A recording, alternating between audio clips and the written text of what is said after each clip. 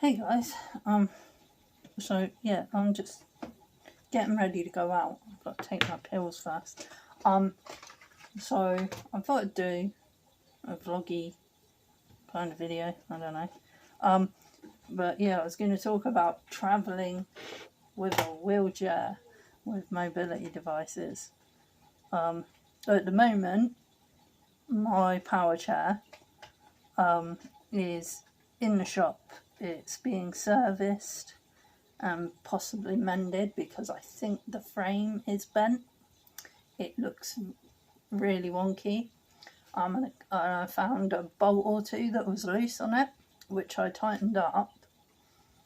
But you know, it's always good to send it in for a service, which is, you know, and the crazy thing is the service is not covered by my insurance, which I'm not too bothered about, you know, which is fair enough. It's going to cost something like £80 for the service, but £20 of that is for them to pick up the wheelchair and then deliver it back to me when they're done. So, which made life easier for me, you know, because I don't have a car, I don't drive. So getting the wheelchair to them and then going there to pick the wheelchair up would make life tricky for me. So yeah, so I didn't mind paying extra for them to come pick it up and drop it off, you know. I'm hoping that if they have to send it to the engineers, that any repairs they have to do will be covered by my insurance, because I do have the insurance that covers damages, repairs, loss or stolen, you know. So and I have it as well so that if the wheelchair is damaged beyond repair, they can provide me with a new one, and the insurance will cover that, which is another important reason why I always say getting the insurance for your mobility devices is imperative.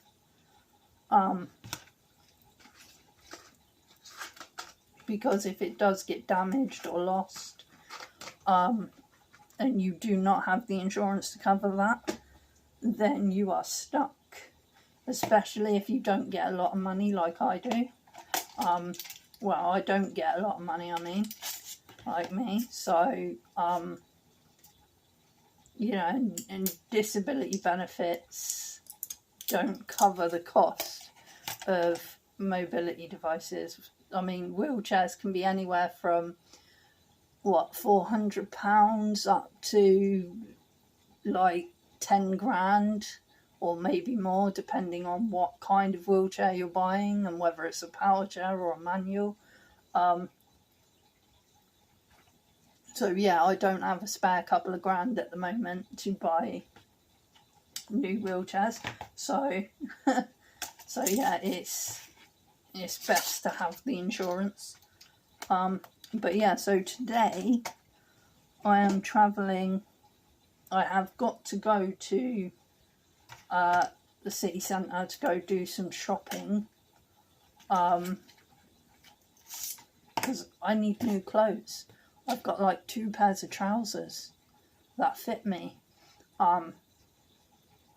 which usually I'm not bothered by because I don't really go out a lot, and you know, it's easy to wash them. But the 2 pairs of trousers I do have are not suitable. They're a bit scruffy. They're not suitable to wear to a funeral, and I have a funeral coming up, so I need to go buy some, you know, clothes that are smarter. So yeah. Yeah, and where I don't have my wheelchair at the moment, I've had to figure out a way of getting to town. I mean, because where I'm ambulatory, 1 second.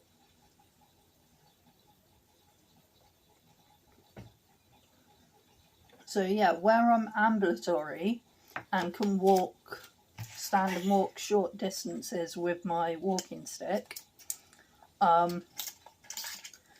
getting into the city centre is not too difficult. I mean, short walks to the bus stop.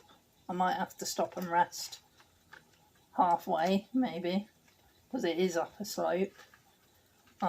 So yeah, that's gonna be a little bit tricky. But once I'm up that slope and at the bus stop, I just got to get the bus into the city centre, and then pick up the wheelchair at the shop mobility place. Now, this is the problem I face today. Right, I went online, I had a look at Southampton's shop mobility stores in the city centre.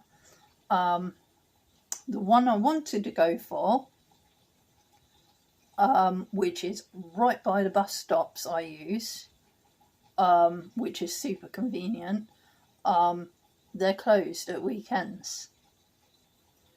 So I was like, okay, find somewhere else then. And there's the West Quay one. Had a look at them. Now they lend out their wheelchairs for free for the day, which is really good. Whereas the other one charges you. But yeah, so they wanted 2 forms of ID, and I was unsure about the ID situation because I don't have proper ID. But I rang them up, spoke to them, and they said, yeah, a letter with your name and address on it and something with your signature, such as a driving licence or a bank card, would be perfect. I was like, great, okay, I do have them forms of ID. So yeah, so I've booked the wheelchair.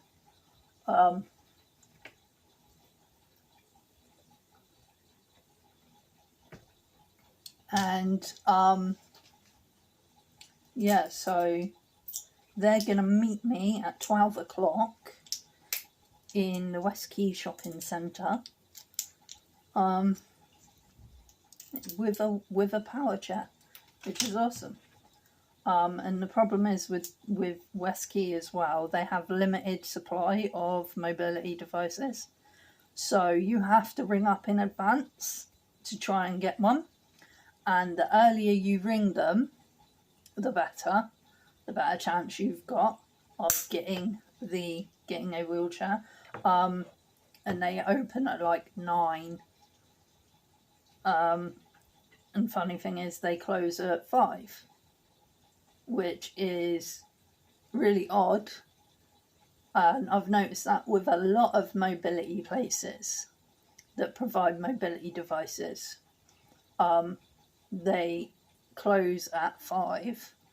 Now, the problem with that is, one, disability isn't a 9 to 5 thing, but I do understand they do, the staff there do need time off as well, they need to sleep as well, which is fair enough. But the problem is, most of the shopping centres and supermarkets do disability and sensory friendly hours.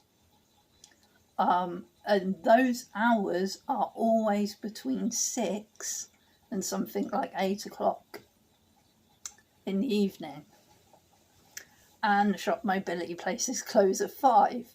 So unless you've got your own mobility devices you can use, then you're a bit screwed, So either they need to move the disability and sensory friendly hours to match the shop mobility hours, or they need to move the shop mobility hours to match the disability friendly hours, if that makes sense.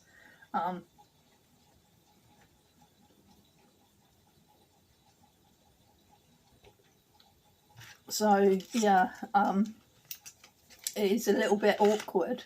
I mean, and not everyone with disabilities has their own mobility devices. Some of us can't afford them. I mean, for a long time, I didn't have any. I needed them, but I didn't have them because I couldn't afford them. And I was on the NHS wheelchair list, and I was on that for several years waiting for a wheelchair. And the problem with that, with the NHS list, it's not a first come, first serve thing. It's a who is in more need. So you could be at the front of the queue for a wheelchair, but then someone else might apply for a wheelchair that is more needy than you, and they will overtake you in the queue, you know. So, which is understandable. That's fair enough. It's understandable. You know, and I wouldn't want to take any mobility devices or anything like that away from someone who needs it more than I do. So it's fully understandable. But yeah, so a few tips anyway for travelling with mobility devices. In advance, before you go, as you're planning your trip, always plan a couple of different travel routes. I myself plan at least 3. So if the first one falls through, I have the second one to fall back on, and so on. So usually I travel by buses, trains, or taxis. So I have taxi numbers on speed dial on my phone. I always double check train times and bus times, whether I'm using the train or not, or vice versa. I always have a fully charged device on me, such as a smartphone, where I can quickly search directions or bus times and train times and stuff like that. And also before I start to travel as well, I double check on the internet where all the mobility shops are. Because one reason, where I use a power chair, sometimes power chairs run out of battery. And it's really difficult sometimes to find a place that will allow you to charge the battery.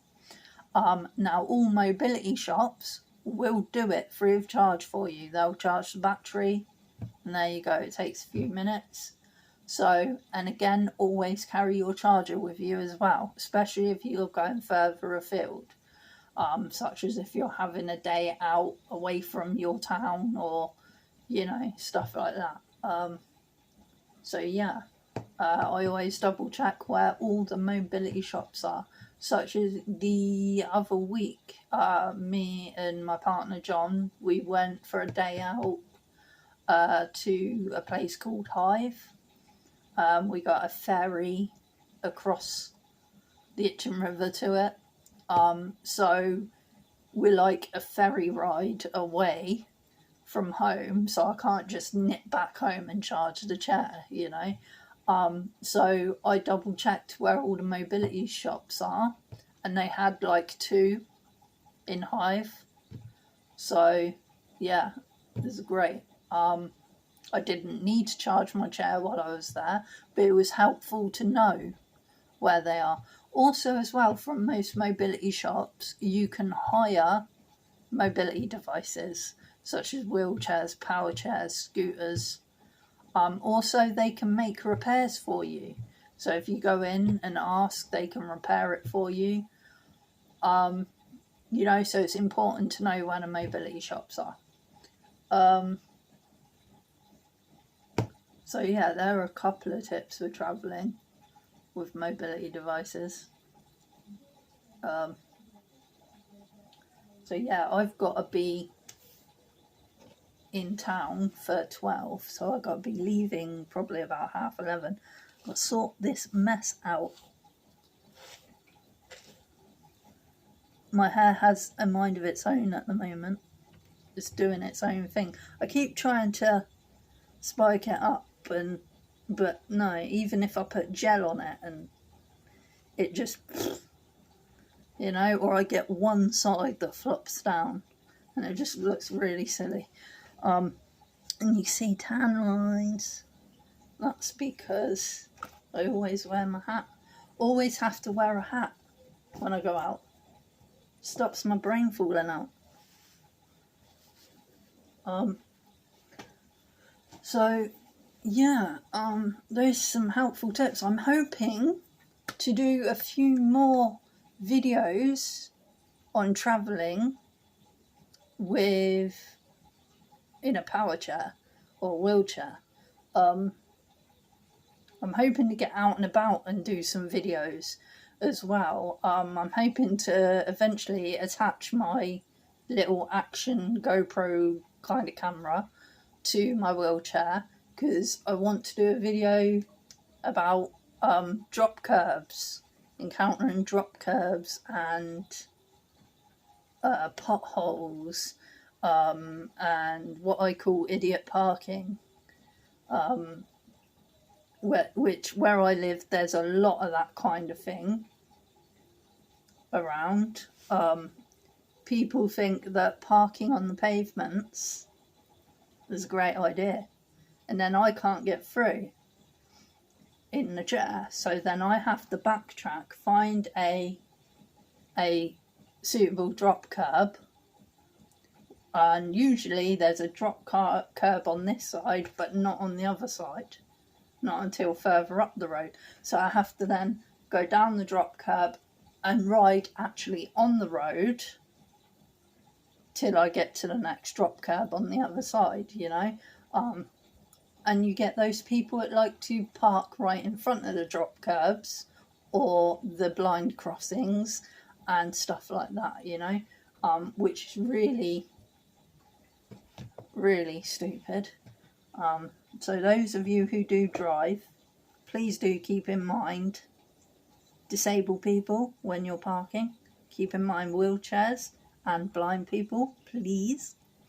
That would be very helpful. Thank you very much. So,